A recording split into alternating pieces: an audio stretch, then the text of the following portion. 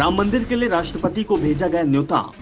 उद्धव ठाकरे ने उठाए सवाल, राम मंदिर में किसकी होगी मूर्ति? राम मंदिर में राम की नहीं होगी मूर्ति।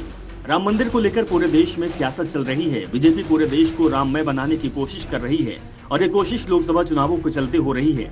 बीजेपी इस बार राम के नाम पर चुनाव जीतने की तैयारी कर रही है, लेकिन उसकी ये कोशिश उस पर ही भारी पड़ती दिखाई दे रही है, क्योंकि विपक्ष ने बीजेपी को इसी मुद्दे पर घेर लिया है। सबसे बड़ा सवाल तो देश की राष्ट्रपति द्रौपदी मुर्मू को न्योता नहीं दिए जाने पर उठ रहा है। कांग्रेस का दावा है कि जब नेहरू के शासन में गुजरात में सोमनाथ मंदिर का उद्घाटन किया गया था तो उसके लिए राष्ट्रपति को न्योता दिया गया था, लेकिन आज बीजेपी की मोदी सरकार राष्ट्रपति को ही किनारे लगा रही है। हर जगह पीएम मोदी का ही चेहरा दिखाई दे रहा है। विपक्ष ने राष्ट्रपति को नहीं बुलाए जाने पर तीखे सवाल सरकार से पूछे हैं।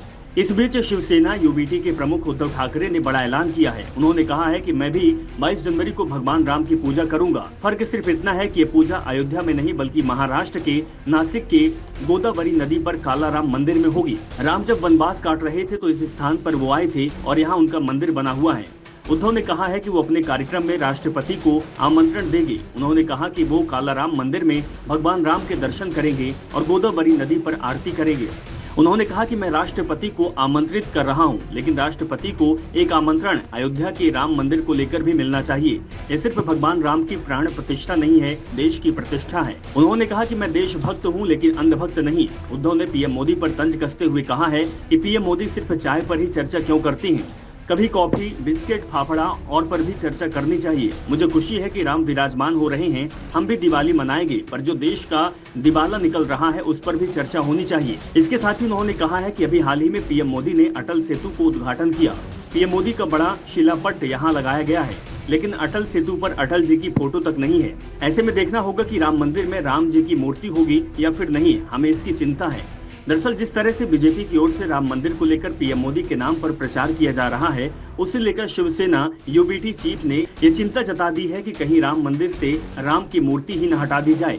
वैसे ये बात तो तय है कि बीजेपी भले ही राम मंदिर को लेकर कितना भी प्रचार पीएम मोदी करे, लेकिन इतनी ताकत बीजेपी के अंदर नहीं है कि वो राम मंदिर में राम की जगह किसी और की मूर्ति स्थापित कर पाए। वैसे उद्धव ठाकरे ने नाम तो नहीं लिया, लेकिन इशारा सीधे सीधे बीजेपी नेताओं पर किया है। राम मंदिर पर योगदान को लेकर उद्धव ने देवेंद्र फडणवीस पर भी निशाना साधा। उन्होंने कहा कि फडणवीस अज्ञानी हैं जो कह रहे हैं कि राम मंदिर में शिवसेना का कोई योगदान नहीं है। कोर्ट में जो मुकदमा चला है उसमें कई सारे शिव सैनिकों के नाम हैं। उन्होंने कहा कि राम मंदिर आंदोलन में उनकी पार्टी का भी अहम योगदान था। उद्धव के साथ पार्टी के सांसद संजय राउत ने भी बीजेपी पर निशाना साधा।